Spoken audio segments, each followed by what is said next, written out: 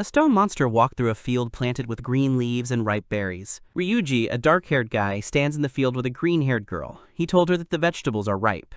She replied that it's all thanks to his cultivation technique. The stone monster turned out to be a stone golem that guards the field from monsters and animals. Two other girls, one with red hair and the other with light hair, noted that many crops grow well with the help of magic stones. The green-haired girl is named Lane. The dark-haired one noted that she was right, but the groundwork had been laid thanks to her medicine. Two more figures appeared outside, a tall, black-haired girl and a short one with gray eyes and pointed ears. They announced that lunch was ready. The heroes announced that they are on their way. Meanwhile, Ryuji, as a magic wielder, lives peacefully with his friends, free from any worries. Ryuji entered the room where Guy, a member of their team, was already waiting for him. He asked Guy what he needed and mentioned that the rest of the team had gone on errands while he planned to take a break. Guy abruptly demanded that Ryuji leave their team today. Ryuji looked at him in confusion and asked what he meant. Guy, irritated, asked if Ryuji really didn't understand that during the battle, the dark-haired one was of no use. The hero agreed, but calmly reminded them that he is a mage of enhancement. He also pointed out that from the very beginning, Guy himself had told him that even if Ryuji could empower people on the spot, it still wouldn't be enough. That's why he focused on creating raw materials or magic stones to enhance the techniques of the other team members. He also mentioned that he could never do the same work as the swordsmen and wizards like Minori and Suzu. This made Guy angry, and he slammed the table, shouting that this was why their rank wasn't improving. While their squad was already at the second rank, Ryuji was still considered third. Guy stated that as the Berserk group, they couldn't acknowledge him being ranked lower than the others. He also mentioned that instead of aiming for the first rank, the dark-haired one will always remain in the third. Speaking of ranks, there are a total of 9, from the highest to the 9th rank. Initially, the group consisted of 3 people, Ryuji and his 2 stepsisters, Minori and Suzu. Later, Guy forcibly joined them. Moreover, Guy initially considered the dark-haired one the weak link that would eventually be thrown out of the team. The blonde simply stated that you can't accuse someone based only on assumptions. He then mentioned that the trash would still need to be taken out, pointing at Ryuji. Ryuji stated that he would leave the team, but Guy must return all the magic stones Ryuji had ever given him. The opponent asked for clarification, as the stones were considered the team's collective property. The dark-haired man pointed to the note about the transfer of stones, which outlined the terms of a loan, not a full transfer of the stone. If Guy refused, he would have to leave the team himself. At this, the fair-haired man clicked his tongue in frustration but reached into his pocket. After laying all the stones on the table, the hero began to review and count the stones he was given. After checking everything, he announced that the sublimation stones were missing. Ryuji mentioned that one should not underestimate the gift-giving mage. In response, Guy asked if the dark-haired one planned to use the stones, but without getting an answer and getting angry again, he threw a stone at the hero, wishing him to choke on them. Catching the stone thrown at him, Ryuji praised Guy's throw and said that was it for now. With a casual farewell, Ryuji asked the blonde to keep an eye on Minori and Suzu. Sitting in the establishment, the hero pondered the situation. He had something in mind but couldn't say for sure what to do next. Moreover, he felt a bit guilty for leaving his stepsisters, but there was nothing he could do now, and his sisters were quite capable. Ryuji decided to join them later, but for now, he needed allies. A girl in the bar shouted indignantly that she wasn't planning to form any team. Her shout immediately caught Ryuji's attention. Nearby, 2 girls were having a conversation at a table. One, dressed in dark clothes, was named Marie, and her quieter companion, Line, wore light clothes and had pointed ears. Marie noted that Line was an alchemist and couldn't do anything besides making potions. Even if they completed tasks, Marie felt she always carried the burden herself. Ryuji thought that getting kicked off the team had become trendy lately, but he decided not to get involved since it didn't concern him. Looking down, Lena said she couldn't help in the battle but could make potions for attacks, but Maria interrupted her. Marie didn't want to share the achievements she earned in battle with Lena, because the latter does nothing. To her, it seems silly, as Lena just stands aside and makes potions. Moreover, the fierce girl had already decided to join the Berserk team, where Lena would only get in her way. Before leaving, Maria wished the alchemist good luck. Without hesitation, the young man approached Lena, who was sitting with her eyes downcast at the table. She looked at the dark-haired guy in confusion. Ryuji, in turn, smiled and told her that Marie had joined the team from which he had just been kicked out. The guy apologized for accidentally overhearing the conversation between the girls. Lena didn't mind at all. The characters introduced themselves and shared their abilities with each other. Ryuji told Lena that he is a third-rank mage, a mage of bestowal. The heroine also spoke about her abilities, looking at the black-haired one with tear-filled eyes. She noted that she also holds a third rank. After that, her mood dropped. She mentioned that her team had just disbanded, which put Ryuji in a somewhat awkward situation. He handed her a handkerchief as she started to cry again. The guy said that they are now kindred spirits who have been cast out and should drink to that. Lena replied that she would drink something else for company, as she is not 18 and cannot drink. In sharing his story about how Guy told Ryuji to leave the team, the dark-haired man noted that he and Lena have very similar situations. After some time, Lena suggested they speak informally. Confirming she was sure, Ryuji agreed. However, right after, Lena reminded him that she was younger. During the conversation, the guy asked what kinds of potions Lena makes and requested to see one. She happily agreed. She placed 2 sharp vials on the table and warned that while it's okay to touch the bottle itself, it's best not to remove the cap or the safety needle. She made these potions just a few days ago. These potions are special ones she had made before, and they took a long time to create. On the outside, the bottle looked ordinary and had no unusual features, so Ryuji decided to use magic to see what was inside. Using the appraisal ability, the young man evaluated the potion. It had an effect that could ignite flames. What impressed Ryuji the most was the range, power, and duration of its effect. After fully evaluating the potion, Ryuji concluded that Lena's potion was more powerful than the magic of his stepsister Suzu, or the sorcery of the mages in the Berserk team. Lena couldn't believe what she heard. Moreover, it was several times stronger than Suzu's magic, who was considered a genius. If Lena's power is combined with the technique of bestowal, the potion's strength would increase even further. The dark-haired man asked the alchemist if she just makes potions. The girl replied that it was quite simple for her, but her former teammate often considered it a waste of materials on unnecessary potions. The girl also spoke about her desire to create good things, even if it seems almost impossible. Now she can create the best potions, and if this turns out to be helpful to someone in a difficult moment, that would be wonderful for her. This statement slightly surprised Ryuji, but he agreed with her, noting that they seemed to be more kindred spirits than it first appeared. As a master craftsman, he takes pride in his technique, materials, and the products he creates. This is why he feels his work is valuable. It genuinely makes him happy. He shared all of this with Lena, suddenly standing up from the table with eyes full of passion. However, his enthusiastic speech was interrupted by loud shouts in the bar. Shouts came from an unhappy customer, next to whom stood a young man with straight blonde hair, his head lowered to the floor. The customer was yelling that he had completed his task, for which he was promised a drink and some meat. The visitor claimed to be an adventurer from the second squad and credited himself with the city's prosperity. However, the staff member pointed out that the meat the visitor ordered is exclusive and currently unavailable at the establishment. Ryuji noted with disappointment that a good moment had been ruined and asked what was going on between the visitor and the staff member. Lena, on the other hand, was puzzled about what moment he was referring to, but remarked that the visitor was so drunk they could sense it, even from where they were sitting. Lena asked how Ryuji would handle the situation. At first, he didn't fully understand what she meant, but then an idea came to him. The guy realized it wasn't fair to invite Lena to join without showing her what he could do. He firmly asked her if he could take her new potion, and after getting permission, he approached the troublemaker in the establishment. When he met the visitor face to face, he recognized him. The dark-haired man bluntly asked the hero what he wanted and told him to keep it down and not disturb the other guests. Ignoring the remark, the visitor noted how smug Ryuji looked. Seizing the opportunity, he asked Ryuji's rank, to which the dark-haired man replied again that he was a third rank, a conjuring mage. The bald man was upset about being called a hero and pointed out that he had no right to say anything since he wasn't fighting on the front lines. Ryuji just gave him a cold look. With a puzzled look, the guy asked why everyone was so obsessed with status. In his opinion, there are plenty of other important things. The hero didn't finish speaking before the visitor took a swing at him.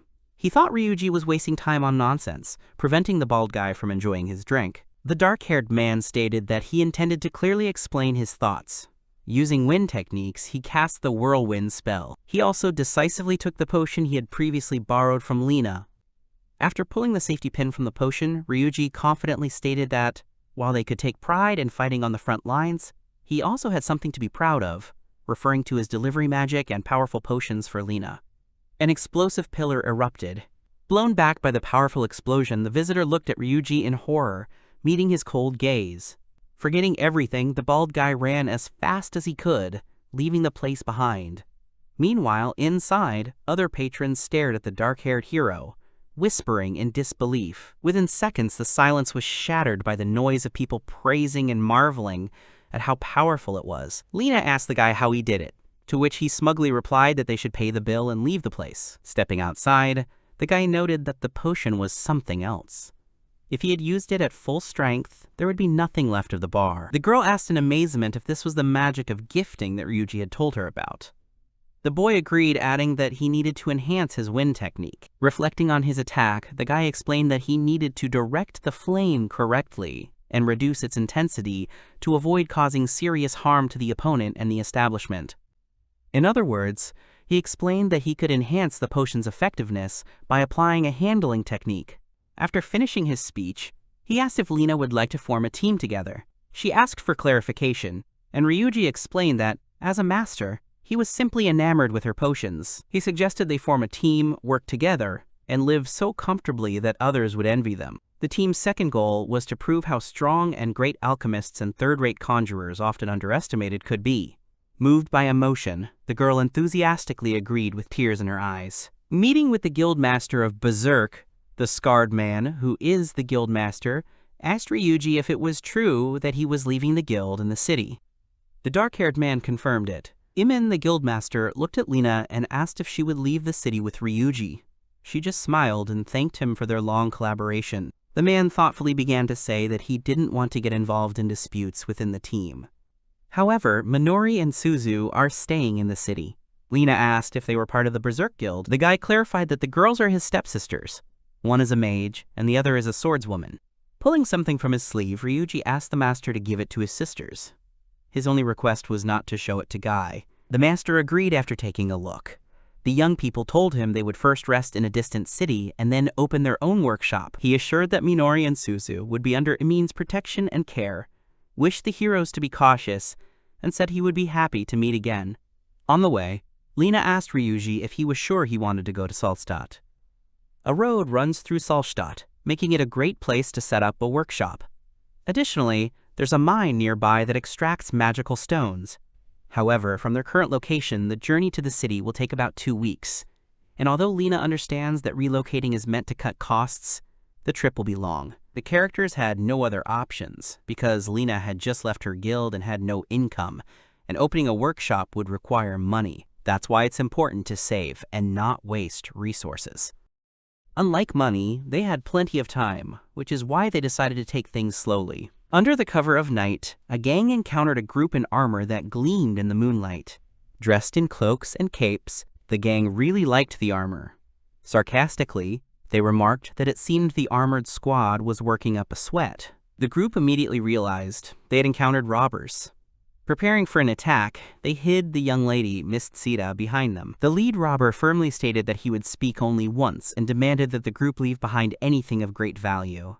Looking ahead, the robber locked eyes with Mrs. Tetsu. At night, after choosing a place to sleep, Lina noted that they could reach the city by tomorrow. A bit later, she curiously asked Ryuji why he became a delivery mage, to which he replied that it was quite a long story. Sitting by the campfire, the dark-haired man told the girl about the Sakura Empire, located on the eastern bridge of the continent. It's his homeland. The name comes from the sakura tree, which is also the national flower of those lands. It's during this season that the petals begin to bloom. However, due to internal unrest, it's now uncertain if we'll be able to see the sakura again. Lina knew nothing about the empire or the unrest. When Ryuji was 12, he lost his parents. That's when the young man took Minori and Suzu, his stepsisters, and they left the country. The girls, like him, had lost their parents. Lina felt sympathy for the children's tragedy. However, after their escape, they were taken in by a teacher. The children learned survival techniques from her. A lot of time has passed, but Ryuji still doesn't know her name, so he just calls her Teacher. As the boy remembers, she was quite strict, but taught the children basic combat techniques and simple magic so they could use it in general terms. It was the teacher who noticed the boy's ability for conjuring magic. Thanks to her, Ryuji found his calling. Moreover, his teacher, like Lena, belongs to the elf tribe, which surprised the girl herself. This was partly why the dark-haired man couldn't just walk away and leave the girl in the establishment. He couldn't stand the thought of her being used by those who didn't appreciate the value of her powers. Ryuji's sincerity made it seem like he offered help solely for his own benefit, so he quickly bowed and apologized to the girl. Lena, in turn, asked him to stop making promises. The girl pointed out that they truly are like soulmates, so there's nothing to worry about. She also mentioned that, at that moment, she was happy he spoke to her. The dark-haired man was surprised, but within seconds, a calm and friendly smile appeared on his face. Remembering that Lena had shown her potions, Ryuji decided to show her his magic stones. The girl said she would be happy to see them. As soon as he handed her a few glowing stones, she gasped in delight. Holding the dark stones, the girl noted that they looked just like precious gems. Ryuji pointed out that it all depends on the skill of cutting them. He started listing them in order from the left: diamond, cold, sealing stone, and was about to discuss their effects when Lena suddenly turned around. The young man tensely asked what had happened. Behind the trees, the sounds of fighting and clashing metal could be heard. The girl couldn't make out everything, but she recognized the robbers by their way of speaking. The dark-haired man realized that if these were robbers, the heroes would likely be their next victims, so he wanted to go and help them. But first he asked the alchemist if she could fight. She agreed and suggested they hurry. Ryuji pointed out that he would also demonstrate the abilities and effects of magic stones in action. A battle erupted on the other side. Precise sword strikes clashed against the squad's steel armor, and things weren't going well for them. Their movements had dulled. The squad leader shouted that they needed to protect Lady Tsera. The heroes found the battlefield and were almost there. As they ran, the guy asked if the elf could distract the robbers. The girl began using magic and assured him she could be relied upon. The girl used the fire arrow spell. Swift streaks of fire immediately shot out from the magical seal. At that moment, one of the robbers was engulfed in flames. The leader of the robbers immediately realized that reinforcements had arrived. Ryuji mockingly asked one of the robbers to let him attack too. The opponent immediately lunged, swinging a sharp sword. Ryuji managed to stop the attack by blocking the sword with his staff. In response, the dark-haired man kicked the opponent in the stomach. Ryuji pushed the robber away and gave him a cold look. Compared to Minori's sword skills, the robber's abilities were nothing. Annoyed, he asked if that was all they could do. However, another opponent was already sneaking up behind him. However, a protective barrier formed around the hero, preventing the enemy from getting close and striking. The long-haired opponent was simply pushed away from Ryuji. Lady Seitu's guards and the robber were surprised by this turn of events. The robber couldn't believe that the sword bounced off its target. Ryuji calmly explained that it was all due to the diamond stone. The effect of the diamond stone is to reflect the opponent's physical attack. The black-haired man explained this as he struck his opponent, who had previously tried to attack from behind. Lena used an electric grid to strike all the enemies. With that, the battle was over, and all the enemies were defeated. Lena approached the leader of the troops and asked if everything was all right with the other warriors. The knight thanked her for her help. Lady Seitu, who had been guarded all this time, wanted to say something, but the knight interrupted her. The blonde guy reminded her that she couldn't. The girl looked at him, confused and apologetic. The mage of delivery handled the situation calmly and quickly sought to ease any tension, acknowledging that the army and the lady had their own circumstances. To ensure they didn't feel awkward about receiving help, Ryuji explained that he and Lene assisted partly for their own safety, as they had set up camp nearby. The fair-haired knight apologized for the trouble caused and assured them that they would take care of the other bandits. Lena cautiously offered the knights a healing potion, unsure if it was appropriate. She took out a small vial and handed it over. Although the wounds were minor, there were scratches and blood, so Lena felt her suggestion was justified. However, the knight hesitated a bit and almost declined. The dark-haired mage immediately understood that their resistance was natural, since the mage and the alchemist were strangers to them. The young man noticed a slight scratch on his arm, which he got while rushing to help the troops. The wizard took the potion jar from Lena's hands because he had an idea. Lena didn't quite understand why the young man was taking the potion. The next moment, Ryuji poured the potion onto his wound. The wound on the hand began to heal rapidly. Ryuji pointed out that there was nothing suspicious about the potions. Then he asked again if the army needed the potions. One by one, the warriors agreed and came forward for the potion. The fair-haired knight wasn't too pleased, but Lady Setu stopped him and said she would take responsibility for it. A pair, a mage and an alchemist, both knelt on one knee. They introduced themselves and told the army that they would soon be opening a workshop in Salstadt, so if the army ever needed potions, they would be waiting for them there. As soon as the troops left the couple, Ryuji hurried to apologize. He immediately realized they were noble people, so he felt ashamed for involving Lena in this. He also apologized for taking the potion without asking. Lena was calm about it and said she was just startled when the mage suddenly grabbed the potion. The guy explained that it's perfectly normal for knights to be cautious, but on the other hand, it's not very nice that they doubted Lena's kindness after she helped them. After those words, the guy left with his head down. Lena just gave him a meaningful look as he walked away. Smiling, she noted that this was just like him. Stretching, the mage suggested they return to camp. The girl agreed.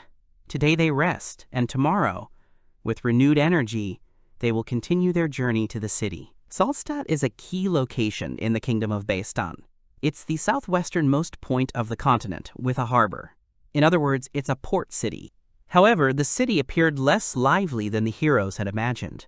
Not only was the city emptier, but so was the adventurers' guild. They were greeted by just one girl with her hair tied back in a ponytail. The girl who met them was Anne.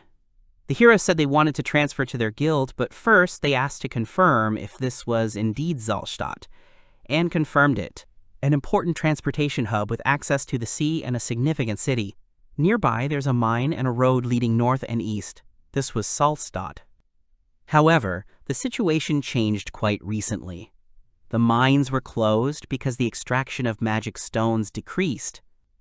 The southwestern part was heavily damaged by an earthquake, and the port was destroyed. No one has taken on its restoration.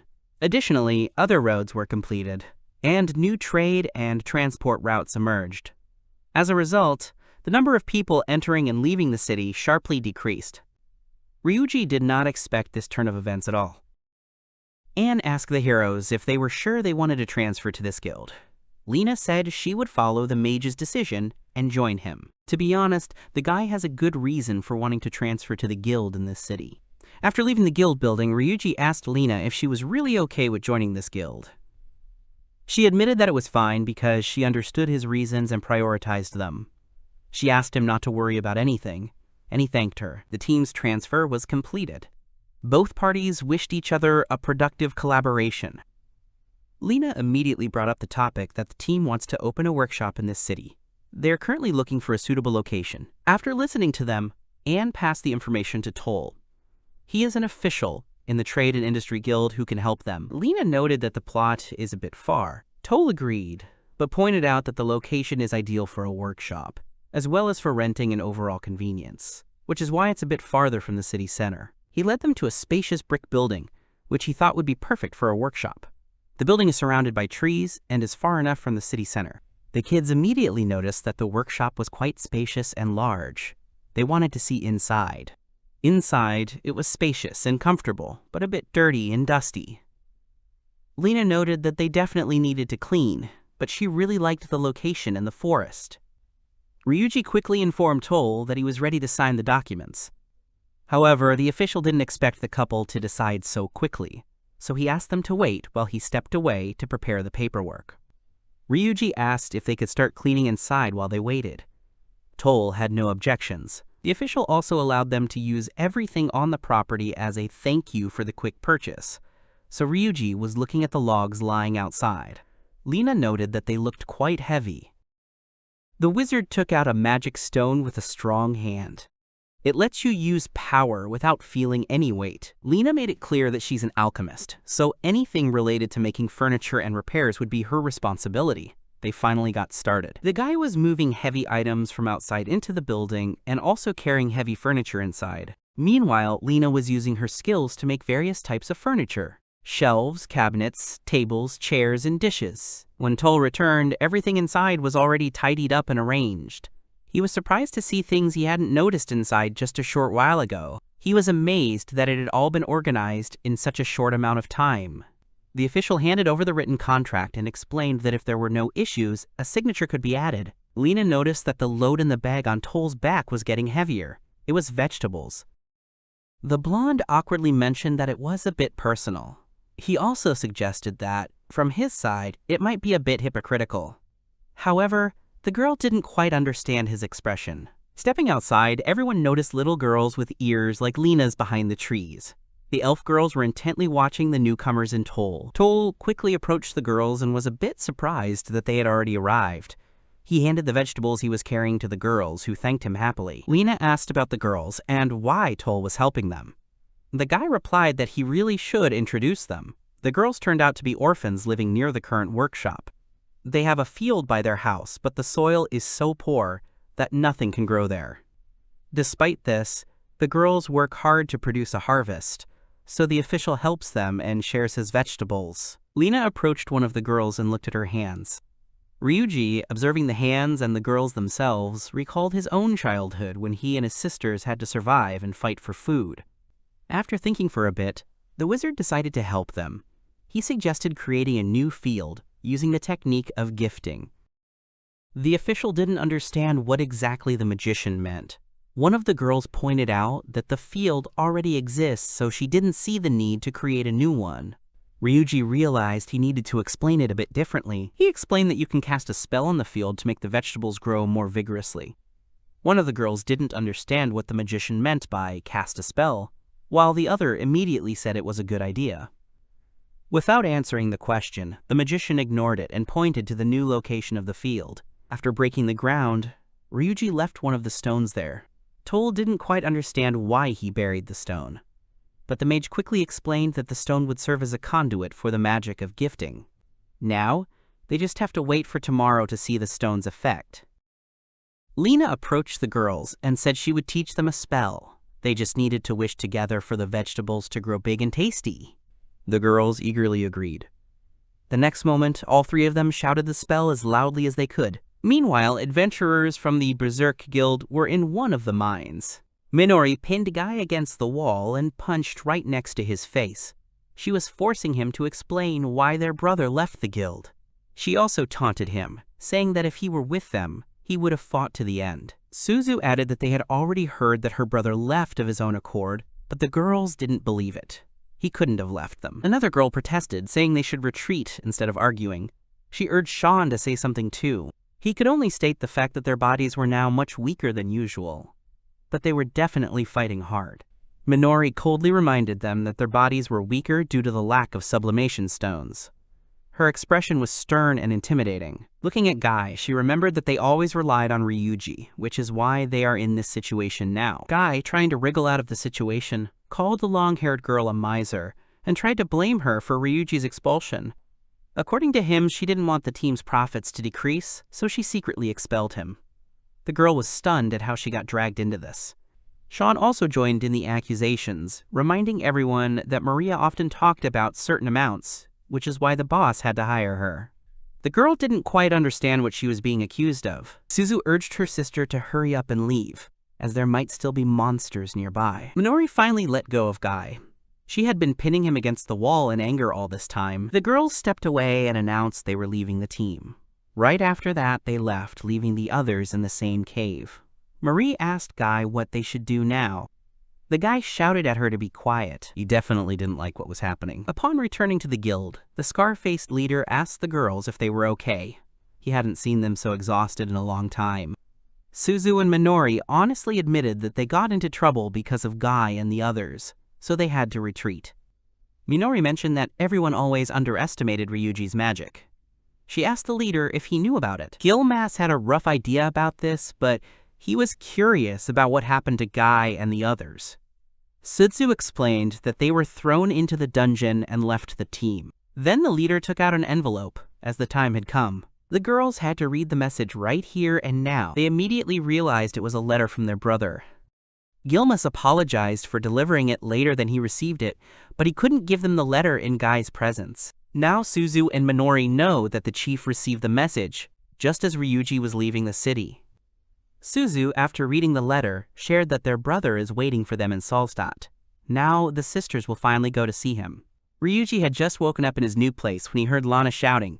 She was asking him to come outside quickly. The girls' cries woke both wizards. Lena, still sleepy, stepped outside as Lana pointed toward the field. The heroes stood before a vast field with an excellent harvest. The result exceeded the magician's expectations, and he scratched his head while the girls happily looked at the vegetables. The girls were amazed by the magician's enchanting spell. The overnight result was astonishing. Ryuji told the girls that the magical stone is called the Pula stone. The young man infused it with magic to help the crops grow. Pyo is the god of a bountiful harvest. Lena also asked if Ryuji had used this stone before.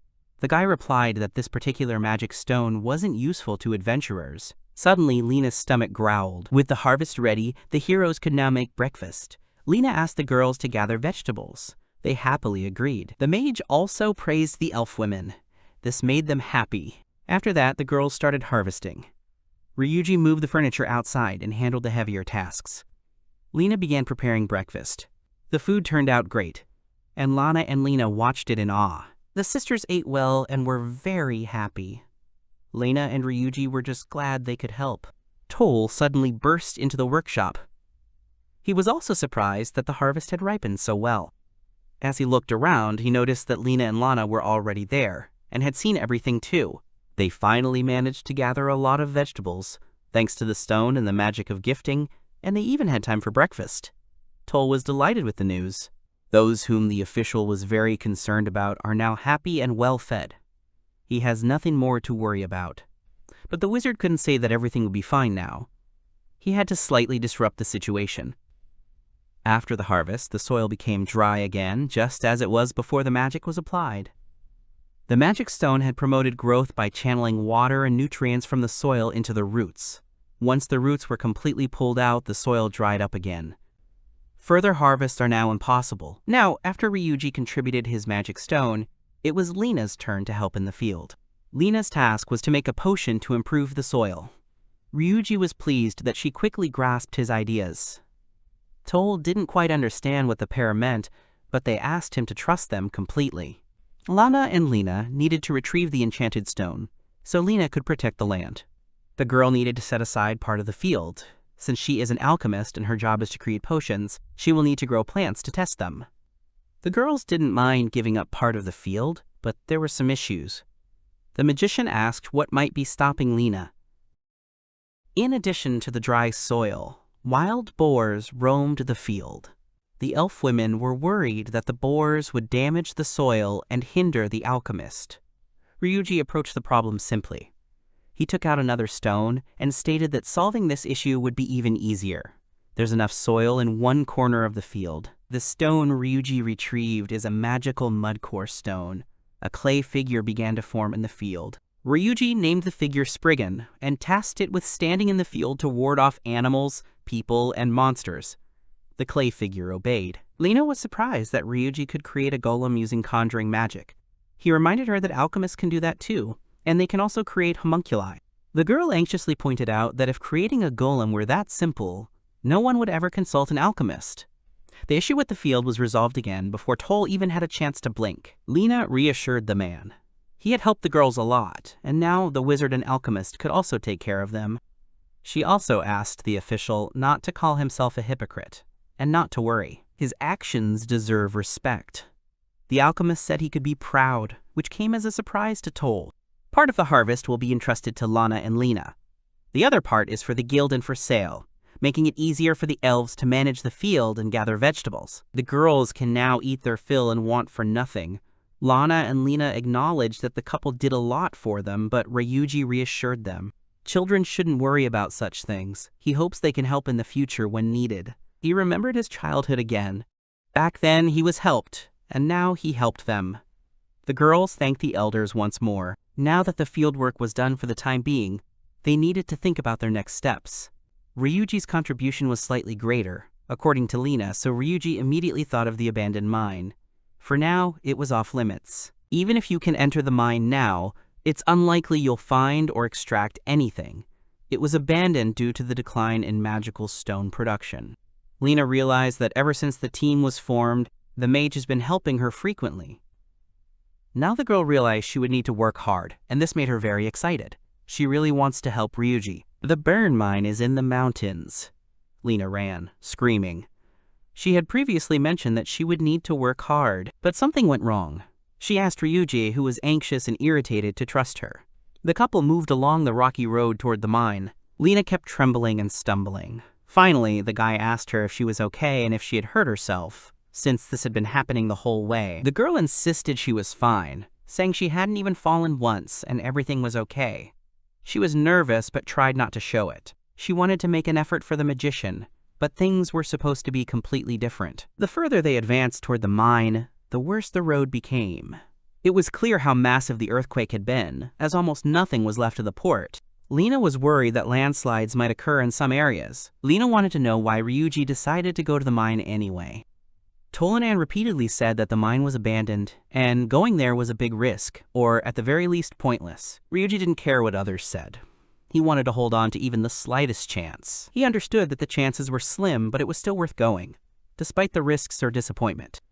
Lena agreed with him again, remembering that she promised to help and needed to make an effort for it. Of course, they encountered monsters in the cave. Lena was scared and confused, while Ryuji calmly used a magical diamond stone for protection. Ryuji used a shield so the monsters couldn't attack them, but the frightened elf was still on the floor. She hesitantly used her electric net magic. The monsters were caught and couldn't escape. Using the ice ballet ability, the young man directed sharp ice figures at the bound monsters, knocking off their heads one by one. The monsters were defeated. The mage helped Lena up, and she explained that she was just startled by how suddenly they appeared. The ice ballet ability is actually a lower form of magic that requires a lot of power. Ryuji agreed with this, but clarified that it's all thanks to his staff. The staff that the mage always carries with him also has a magic stone. This stone grants the sage the ability to enhance magic. The alchemist also had a staff, so the young man suggested she use a magic stone. He promised to figure out which one later, but for now, their fate was being decided at a crossroads. Looking at the map, it was clear that if they needed to go deeper, they should head right, and if they wanted a more open area, they should go left. But the couple didn't know where to go, so the girl used her abilities to be sure. Relying on magic, it became clear that if they go left, the friends will encounter a lot of goblins. Both decided to go left, using their strengths. They can advance further and earn a reward for defeating a large number of goblins. Reaching the wall, there was no road ahead. The map also showed a dead end. Lena pointed to another road and suggested changing direction, but the mage assured her there was nothing valuable there. Ryuji was a bit upset because he thought he could still find something using detection magic. Maybe not a new deposit, but at least something useful. Meanwhile, Lena noticed something strange in the wall. Light was seeping through the stone. She immediately assumed there was an error in the map. If the heroes try to forcibly destroy the passage, the entire mine might become dangerous and could collapse. The alchemist asked him to trust her again and began using her magical powers. She dissolved the ground around the wall where the light was seeping through, so now they are safe. In front of them lay a dark, long path, which the couple observed from their spot. The couple was visibly delighted. This was a new path that hadn't existed before. It only appeared after the mine was abandoned. Due to the large earthquake, new branches appeared in the mine, so it's no surprise the heroes found one. Lena suggested that this path led deeper into the mine because the clay around was soft. Ryuji could only praise the girl for her skills and resourcefulness. The heroes found the path unusual. It was completely different from any they had traveled before. Beautiful crystals lit their way. The mage realized that there might be an undiscovered ore deposit further along the path. The girl felt a bit anxious when the dark-haired man immediately said that if they found nothing, he would just laugh it off. She hoped to bring good news to the guild, when suddenly it became extremely bright and dazzling. The couple walked on, surrounded by wonderful stones that emitted light. Lena asked the guy if he knew about such treasures when he was heading to the mine, but but he had no idea there could be so many. The number of jewels exceeded Ryuji's expectations. If they report this to the guild, the couple will definitely receive a good monetary reward. The girl admired the beauty of the jewels, and the guy just gave a slight smile. Then he turned his attention to one of the stones. The quality is excellent. If it's discovered that many deposits have been reopened, there's a chance that stone shipments from the city will resume.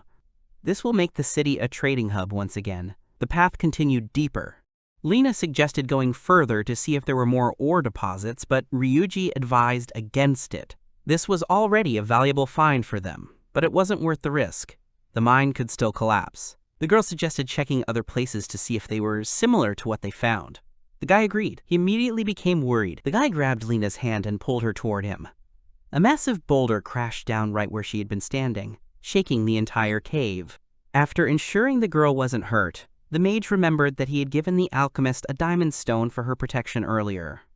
However, the boulder that fell nearby was much more powerful than that stone. The most important thing right now wasn't even that. Lena didn't sense any danger and couldn't hear it because a prolonged echo filled the entire mine. Moreover, Ryuji understood that the stone didn't fall on them by itself. A large, imposing figure appeared. The girl watched in amazement while Ryuji immediately confronted him, asking if it was his doing. The heroes faced a giant goblin with long black nails and terrifying fangs. The treasures were guarded by the chief goblin.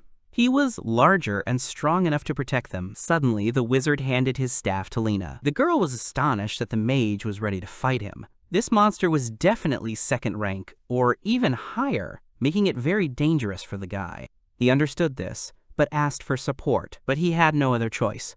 Armed with daggers, the mage assumed they wouldn't be let go easily. The goblins attacked as if they were endless. Ryuji apologized to the girl once again for dragging her into this. Now she had to protect him until he defeated the brute. High-ranking monsters can sometimes control their subordinates, other monsters.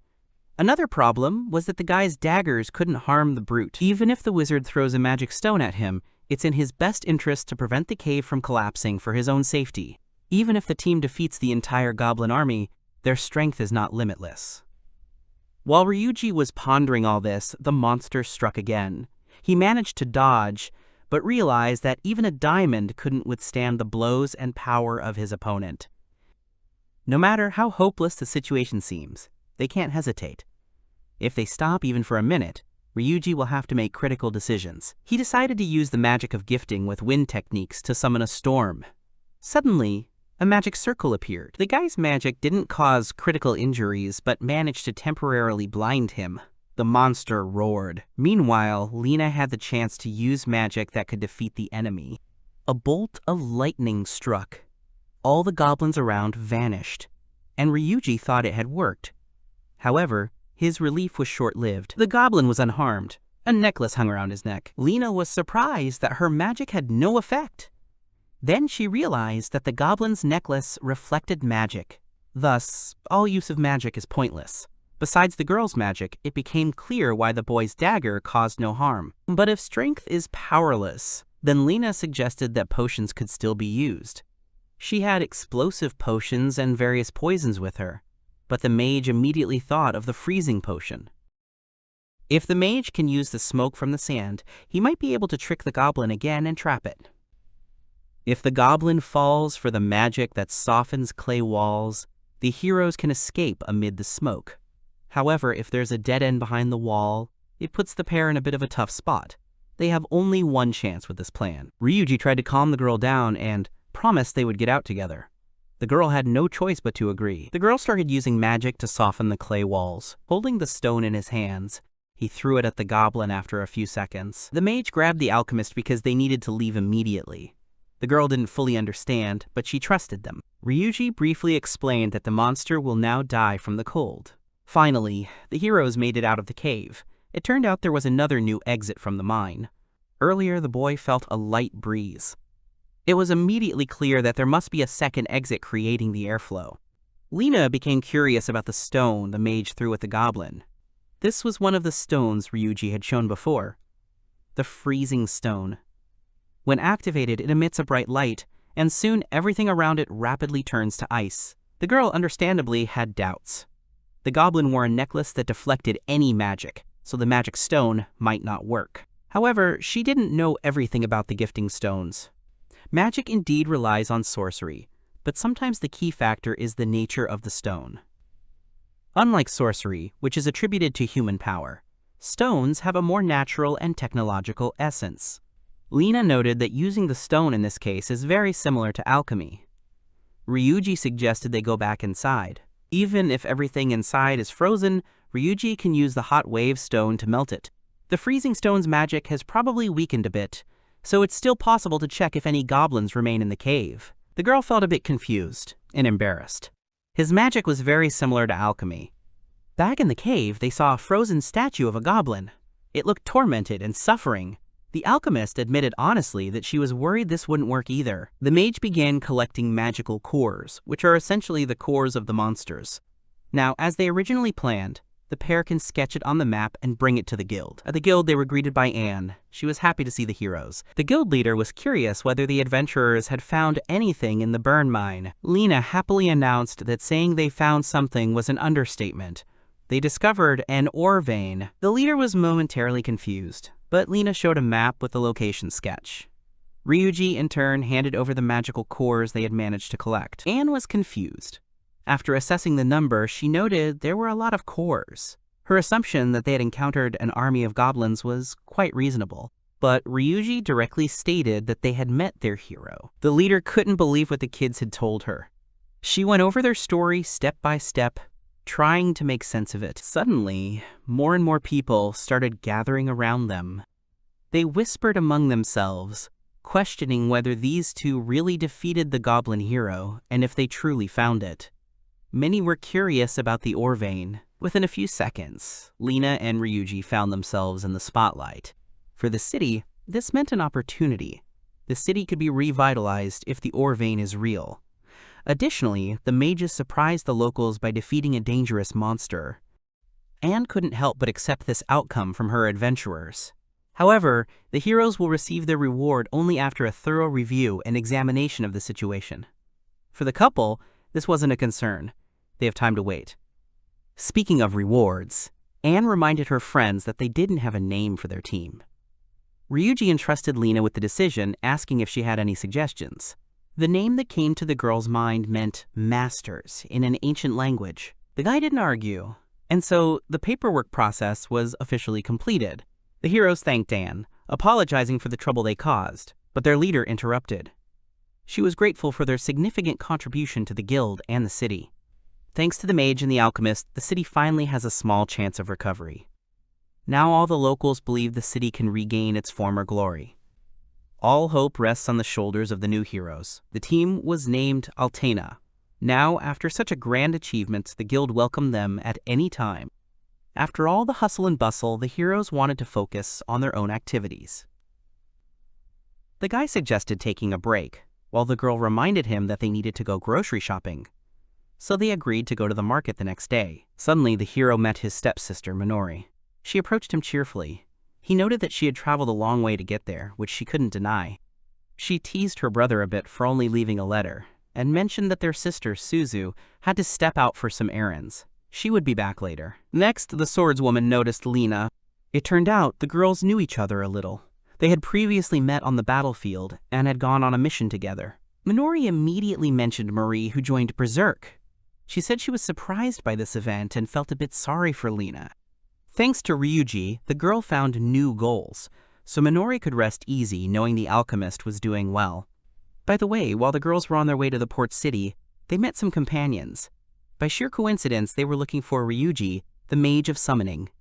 The companions turned out to be a knight and a lady whom the couple had helped defend against robbers. However, they were now without their army.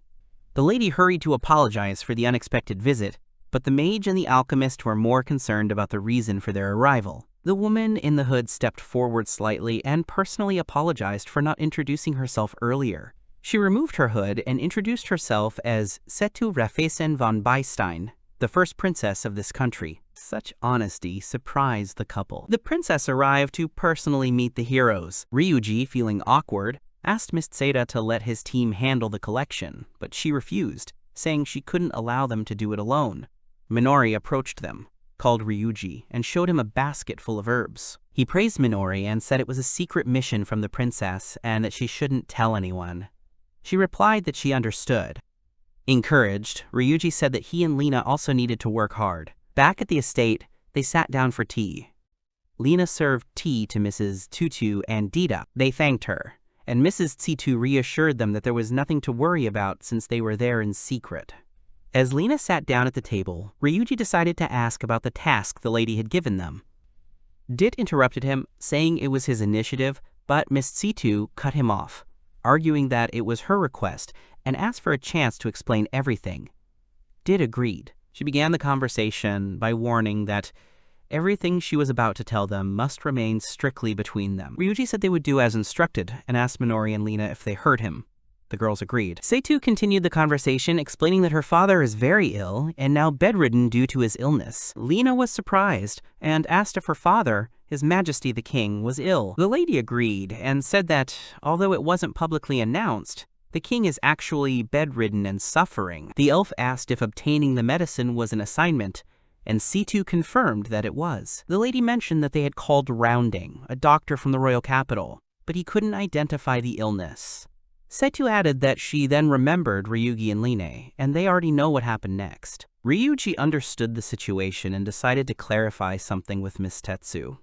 He raised his hand to get her attention. Lena said she was sorry to bring it up, but without knowing the symptoms, she couldn't agree to the treatment. She asked the lady to describe in detail the symptoms currently observed in His Majesty. Seitu agreed and explained everything. Upon hearing everything, Lena understood it all. Ryuji, noticing her reaction, realized things were bad. Minori, who was watching her brother, asked him about Lena's reaction. The elf anxiously told the lady that it wasn't an illness. Seitu, frightened, asked what that meant. Then Lena explained that the symptoms she described pointed not to an illness, but to a curse. The girl went on to explain that such symptoms could be recognized by a pastor or adventurers, but not by a doctor. Mrs. Seitu, upon hearing about the curse, became even more worried. With her hand on her chin, she pondered. After thinking for a bit, she decided she needed to hurry to the church and apologize for wasting the team's time. Ryuji said that the curse could also be lifted through the magic of gifting, so there was no need to go to the church. Miss Titu, uncertain, asked again about the magic of bestowal. Ryuji replied that the curse placed on His Majesty wasn't all that strong. He also added that a magic stone for lifting curses would help them in this matter. However, he didn't have the stone with him and said a new one needed to be made. Madame Seitu asked him how long it would take. He replied that in the forest behind the house they could gather everything they needed and that they should dedicate the entire next day to collecting. Madame Seitu clenched her fists. She interrupted him, saying she understood everything and agreed. The next day, the team set out to gather materials for the stone. Ryuji asked Lena how she was doing, and she replied that everything was fine for now, but there was boar droppings beyond the thickets, and it seemed to be from slender pythons. He and Minori were amazed by her ability to detect scents and identify animals by them. But Lena, pinching her nose, said it was better not to breathe it in and that having a keen sense of smell also has its downsides. Miss Tetu asked what kind of boar this species is. The elf replied that it is quite large but slender, and the name speaks for itself. She also added that they have a timid nature and are nocturnal predators, but one should still remain vigilant. Ryuji agreed with Lena, saying he might be nearby, and suggested they split up. By the end of the gathering, they had a cart full of plants, roots, and other items. The wizard was surprised by the large amount of collected materials, to which Lena replied that they had gathered more than enough and wouldn't have any issues with materials for a while. Dit asked why they had collected clay earlier, and he was told it was an important ingredient for making a proper potion. He noted that alchemy is a very refined discipline. Lena added that it is used not only by alchemists, but also by doctors, and that this medicine is suitable for treating children's stomach issues. The lady noted that this is exactly what Dita needs. Seitu asked him if he wanted to try the medicine, as it's very hard to endure stomach pain. Dietrich hesitantly replied that she was probably right. Ryuji, who was watching, felt sympathy for him. Minori mockingly told her brother that he might need that medicine too. He skeptically asked her if she really thought so. Suddenly, Lena felt something and stopped, telling the others to do the same. Everyone stopped and looked ahead cautiously. Ryuji asked her what was wrong, and she replied that she smelled a predator and blood. The elf pointed to where the tall grass was growing and said the smell was coming from those thickets. They went to see what was there and found a boar with deep wounds lying in a pool of blood. Ryuji asked if this was the slender python, and Lena replied that it was more accurately its corpse. After examining the wild boar's carcass closely, she said that based on the wounds, it could be assumed that it was a large predator, possibly even a bear. Minori asked in horror about the bear, but Lena interrupted her, saying something didn't add up. She noted that the boar's body was too neat. The elf explained that if a bear had been involved, the boar would have been half-eaten. Minori was horrified again as she grasped the whole situation. Lena confirmed her suspicions and, turning her head, finished the sentence by saying the bear hadn't finished its meal yet. Dietrich noticed the looming threat and managed to raise his shield just in time to block the blow from the massive beast, hardly believing it was actually a bear. The attack was strong enough to push him back a few steps, but he managed to shield the girls behind him from the blow. Ryuji cautiously announced that there it was. In front of them stood a massive beast, terrifying in its power, and the mage couldn't help but comment, calling the bear a giant.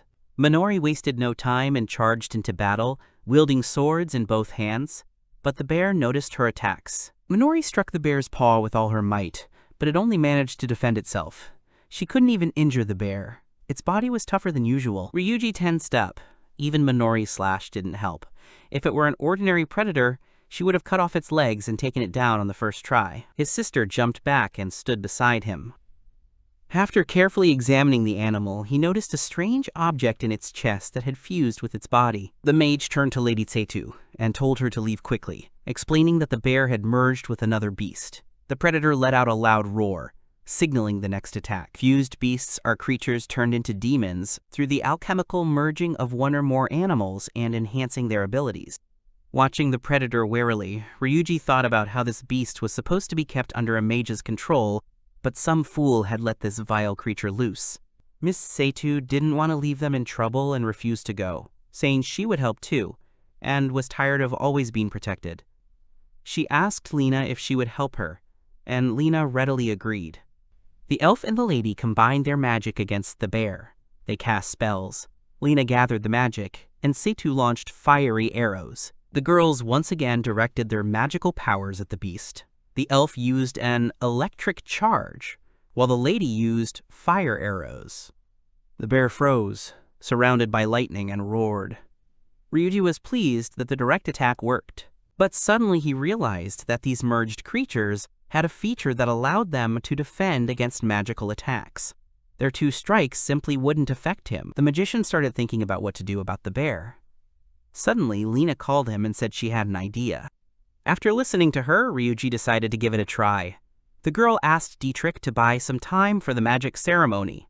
He assured them they could count on him, and went to distract the bear. Lena asked Minori to aim for his hind legs to make him stop.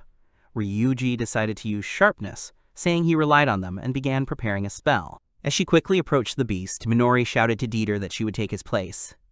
Dietrich stepped back, allowing her to do her job. She distracted the bear with a feint from above and then dove down, aiming for its hind legs. The predator, caught off guard by the attack, fell onto one paw. At that moment, Ryuji signaled to Lena. Ready to attack, she warned Minori and Dietrich to leave, then used a fire potion enhanced with the whirlwind magic. In that moment, flames erupted around the bear in a swirling blaze. Miss Tsetu and Dietrich were amazed by the power of the spell and covered their faces with their hands. Lena remembered the big explosion that happened when they combined their powers, but back then they had to control the force to avoid hurting their opponent. This time, they just amplified the effect of the fire potion, enhanced by the whirlwind.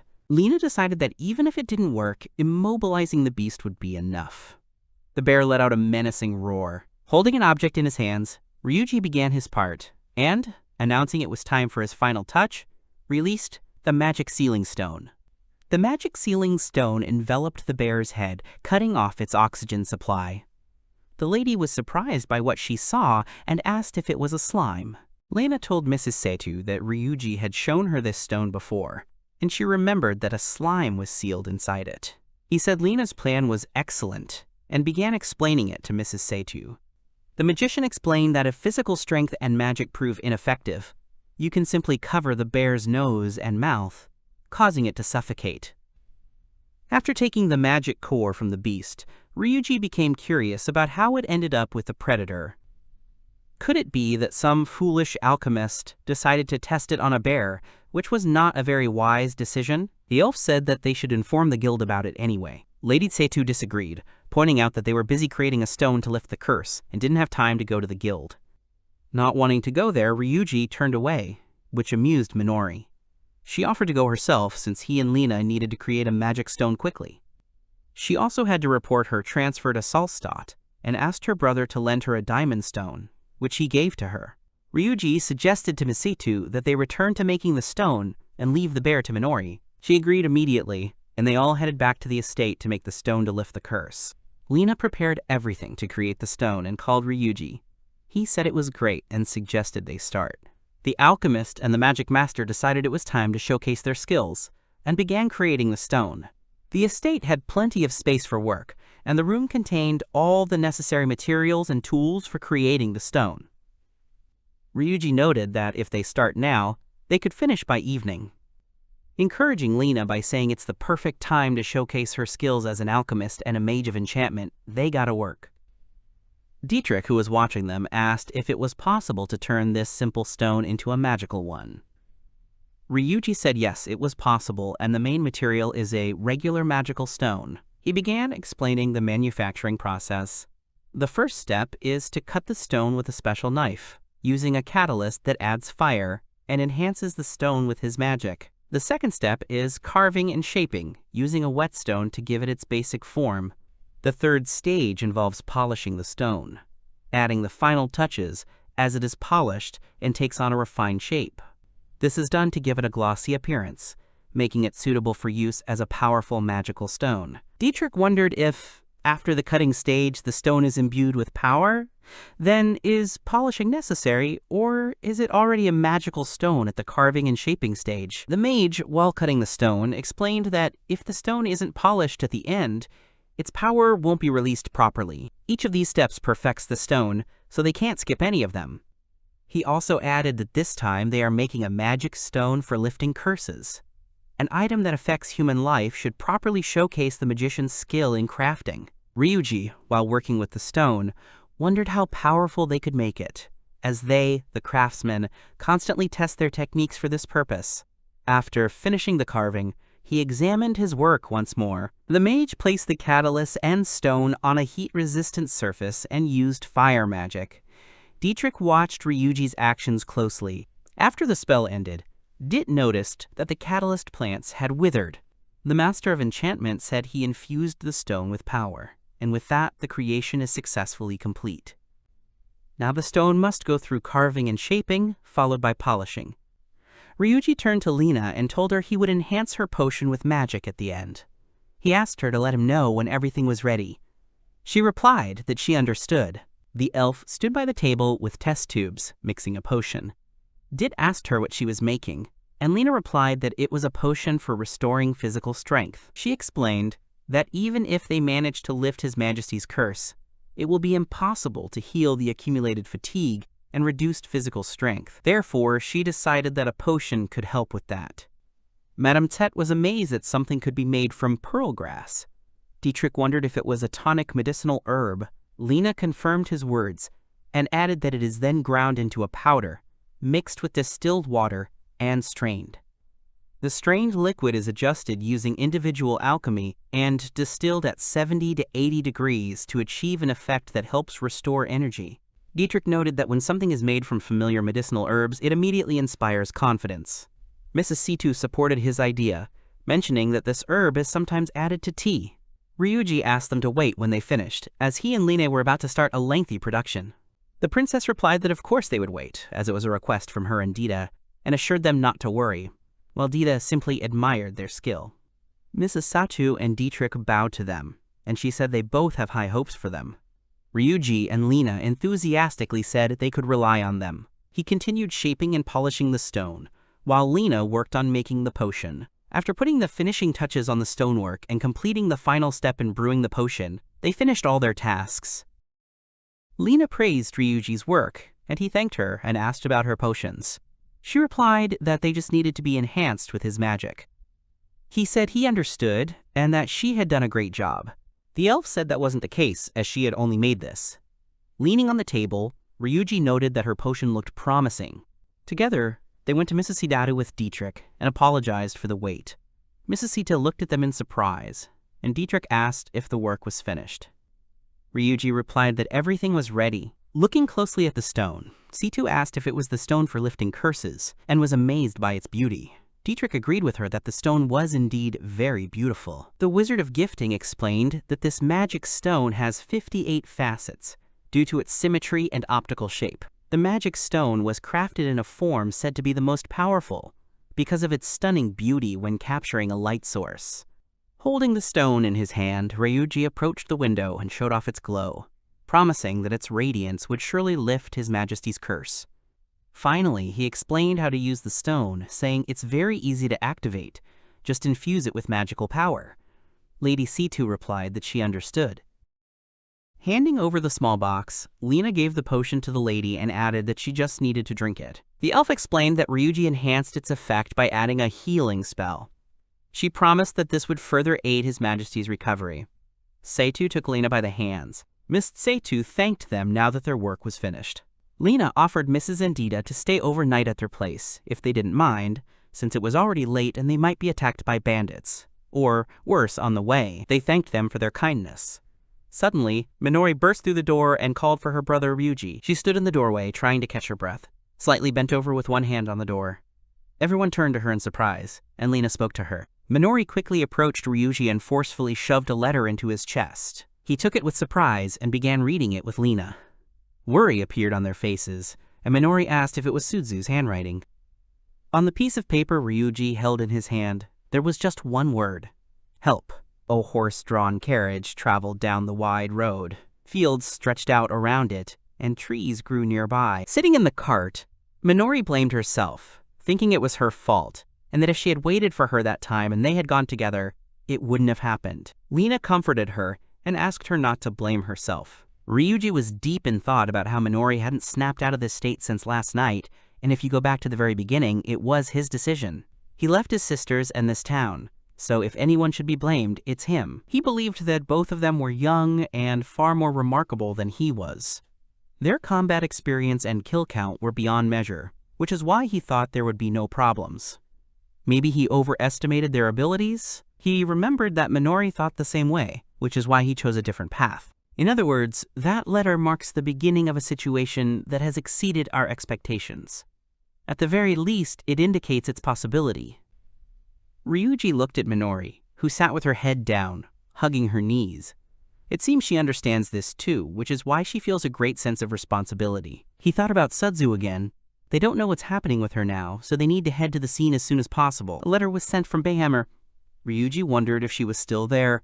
However, due to the suddenness, they had to leave Miss Seta behind and set off on their journey.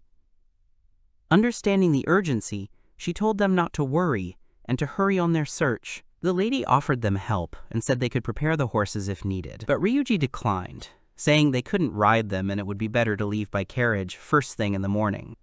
Accepting the refusal, she decided to give them something. Holding a card with a few lines and a seal on it, he asked what it was. Mrs. Tsetsu replied that it was a written invitation with the royal family's seal. She asked that if they were heading to Bayhammer, on their way back they should stop by the royal capital, where she and Dit would thank them again for their support. Suddenly, Lena's voice pulled him out of his thoughts. She called his name and, surprised, he asked her what happened. She handed him a sandwich, saying it was his. He thanked her and asked about Minori. She replied that she had no appetite. The girl was still sitting with her head hidden behind her arms, wrapped around her knees. The elf sat down next to her and started to persuade her, saying that at this rate, her strength would fade. Ryuji agreed, mentioning that the teacher had said the same thing and quoted her words, adding that if she wants to achieve something, she needs to sleep well and eat properly.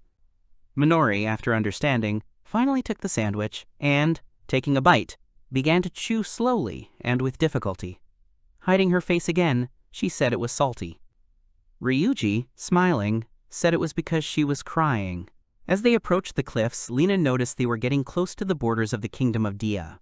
She added that it seems they haven't arrived yet, and at this pace, the journey to Behemer will take some more time. Suddenly, the footmen began to sharply rein in the horses, asking them to stop. The cart stopped. The man who got out asked what happened, and everyone saw a landslide blocking the entire road. Someone suggested that it seemed like the mountain had collapsed on the western side. Another asked if they could still pass through. A third person complained about having so many important tasks in Deya.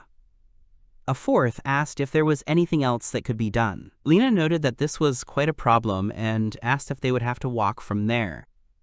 Ryuji didn't like the idea and asked to be spared from it, while Minori added that they didn't have time to wait for everything to be sorted out. The wizard found a solution to the problem and said they just needed to get them out of the way. Lena didn't understand what he meant and asked how to remove them, like carrying rocks or something. He replied no and added that they would use a, quote, stone of power enhancement. In other words, by combining previously used methods, they will be able to remove these rocks from the road. A girl was sitting by the window, reading a book. Guy, Marie, and Sean entered the room to see Suzu and asked where Minori had gone. Suzu calmly continued reading the magic book, scolding them for entering the room without permission. The team leader demanded an explanation. The girl says that Minori left the city yesterday in an unknown direction, and if that's all, she asks the team to leave. Guy, furious, asks who she thinks she is. Suzu objects, saying she wants to ask him since he declared himself the group leader. She reminds him that the team was originally formed by her and her brother, and that the others, including him, joined them later by force. She calmly reminds Gaius that both his brother and sister often had to fix the consequences of his mistakes, and that he shouldn't forget who he is. Guy, in a fit of rage, threw the table with the magic book aside, shocking Suzu. She exclaimed that it wasn't her book. In a rage, he hit Suzu in the face with all his strength, causing her nose to bleed and her face and hand to get smeared with blood. Grabbing her by the collar, he lifts her off the ground. The adventurer angrily demands she keep her arrogance in check. Marie runs up to them and asks Guy to stop. In anger, he blames Suzu for everything. Guy orders him to be taken to Minori immediately and does not acknowledge Suzu leaving the team. The girl insists that leaving the team is a personal decision for each member, and that she and Minori have already submitted their resignation to the guild. Angry, he smirks, and with an idea in mind, calls out to Sean. Guy tells Sean to book another hotel room and plans to torment Suzu until she reveals Minori's location. A tied-up girl wonders how much time has passed since she was brought into this room. She can't see what's happening outside because there are no windows in the room where she was taken. Sitting against the wall with her back leaned on it, she felt hungry and remembered her teacher's words about the importance of food and sleep. Suzu had been so absorbed in studying the magic book that she forgot her teacher's advice. She reflects on how the magic book distracted her from Guy's sudden attack. Gradually, Suzu's body starts to weaken, and she decides to take action. She presses her ear to the door but hears no sounds from outside. While there are no guards patrolling outside, the girl decides to create a copy of herself. Suzu cast the imitation spell and created a duplicate of herself. Initially, the duplicate appeared white, and its hair flowed in the air. She realized that the replica's copies were quite weak and not suitable for serious work, but if she sent just one letter, it might work. Suzu told her she should write the letter in a way that Guy and the others wouldn't see it, and take it to her brother Ryuji and sister Minori. The copy turned and dashed away. All Suzu could do was hope they received the letter. 10 days after arriving in Salstadt, a man stood at the reception desk, speaking with the young woman behind it, asking her about the accuracy of some information. Ryuji and the others burst into the room, loudly calling for Ilman, saying they urgently needed to ask him something. Looking their way, the man was extremely surprised by their early arrival. The ceremony magician interrupted him, saying they would discuss it later, and asked if he happened to know where Suzu was. Ilman anxiously asked him again. Ryuji continued, saying that something seemed to have happened to her. A voice called out behind him, surprised, calling Ryuji's name. He quickly turned around and saw a familiar face. The guy had clearly called him by accident and tried to leave quickly. The mage tensed up after such behavior. He recognized the guy. It was Sean. Ilman called Ryuji and told him to follow, as he seemed to have an idea where Suzu might be. The man explained that he had a lead. Someone saw Suzu tied up, leaving the hotel room with Sean. Hurrying to the scene, the man continued. He said that the guild shouldn't intervene in disputes between adventurers without any grounds. But if it's a family dispute, that's a different matter. Ilman said he asked at the reception how to handle the tip, and judging by Sean's reaction, it's accurate. If that's the case, he needs to go to the location and check it himself. The man stopped, saying that this is the place. Standing at the door, he said that Suzue was most likely tied up in this room. Ryuji stepped closer and started knocking on the door, calling out for Suzu, but there was no response, which only made him more anxious. Minori rushed into the room holding something in her hand. She called him and said she had explained the whole situation and was given a key. She handed it to her brother, who inserted it into the keyhole. Ryuji flung open the door and loudly called for his sister. The others waited behind him. A tied-up girl lay unconscious on the floor. Minori and Lean rushed to her. The former laid her sister on her lap and anxiously asked if she was okay. The elf reassured her, saying it seemed Suzu was just asleep. Holding her sister close, Minori apologized, saying she shouldn't have left her. An anxious Lena noticed that Suzu was exhausted and needed something to eat. Suddenly, Guy burst into the room shouting, with Sean and Marie behind him. He yelled threateningly, asking why on earth they were barging in without permission. Marie recognized the elf and called her by name. The elf also recognized the girl and said her name. Guy angrily asked Ryuji what he was doing in his room and demanded that he leave immediately. The magician was furious with him and addressed him by name. The fighter mockingly replied and asked what was wrong with his face and if a third-rank magic user really wanted to fight him. With his head lowered, Ryuji calmly asked if Guy still judged people based on their rank and profession. The mage looked his opponent in the eye and warned him not to waste his time with empty talk, especially since he didn't even have any magic stones. Ryuji added that Guy now looked like a puppy that could do nothing but bark uselessly. Aiman stepped between them, spread his arms to separate the two arguing, and told them to stop, saying that was enough. The man looked at Guy and said he had warned him that if he caused trouble again, he would be demoted to the second rank. The fighter tried to defend himself, saying it all started with Ryuji, who barged into his room without permission, and that he wasn't to blame. Then Ilman asked how he could explain Suzu's presence in his room. Guy had no answer to that. Ryuji decided to step in and warn the man that it was pointless, and that Guy couldn't be trusted. Tilting his head back, Ilman said that in that case, whatever Guy said, he wouldn't listen to him. After thinking for a bit, the man found a solution to the problem. Catching their attention, he told them to go outside and have a duel, with him as the observer. Suzu, who was lying in the elf's arms, suddenly woke up, and Minori and Lene were delighted. Suzu started naming them one by one, and Lene asked if she remembered her, as they used to go on missions together. The girl replied that she did remember. The girl lying down asked where she was, and Lena replied that they were on the training field behind the guild. Minori explained that Ilmin made a proposal, and now Guy and Ryuji would have a duel.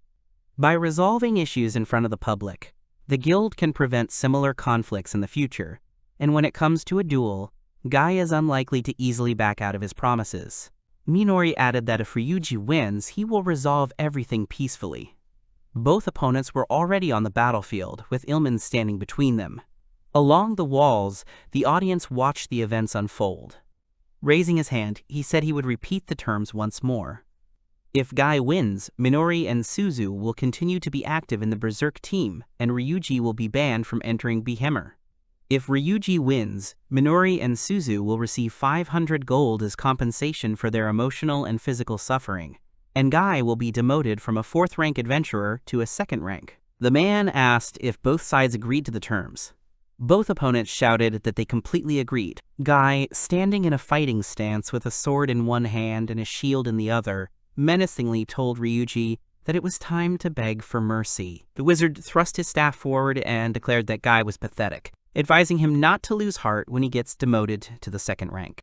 Both opposing teams stood tensely, awaiting the battle. Ilman stretched his arm forward and shouted that the duel was officially open. Ilman said he would repeat the terms once more. If Guy wins, Minori and Suzu will continue their active roles in the Berserk team, and Ryuji will be banned from entering Behemer.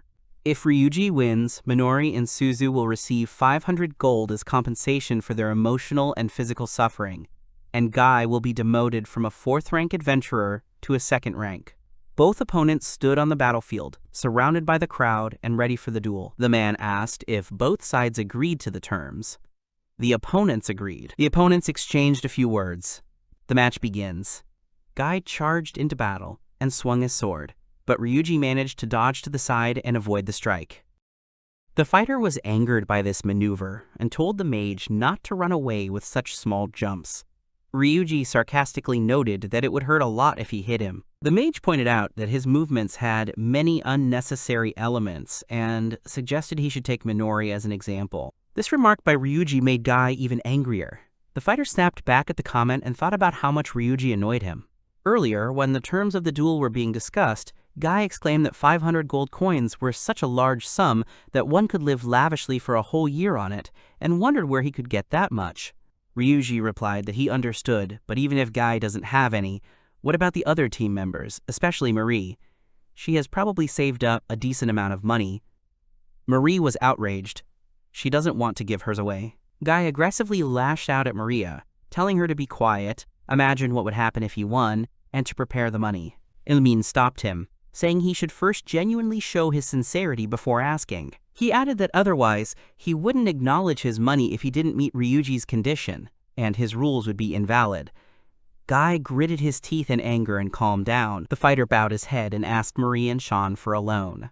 Sean was surprised by the leader's behavior, while Marie sighed and said she understood. She told him that instead, he must win. Guy returned to the present and realized things were bad. He thought he simply couldn't lose to a third-rate mage and launched an attack, but the mage managed to maneuver and dodge the sword strike. Ryuji thought about how visibly angry his opponent was and realized it might have been wise to increase the penalty as compensation. Seizing the moment Ryuji launched his attack, he fired flaming arrows and cast a spell to make them pierce the enemy ahead and set him ablaze. Guy managed to react in time and shielded himself. The mage wondered how he reacted to his strike. The fighter, getting cocky, started boasting that magic of that level wouldn't affect him, and that Ryuji was ultimately just a conjurer. Ryuji remarked that while it's fine to act important, his movements were still clumsy, and suggested he take off the heavy armor. Guy got really angry.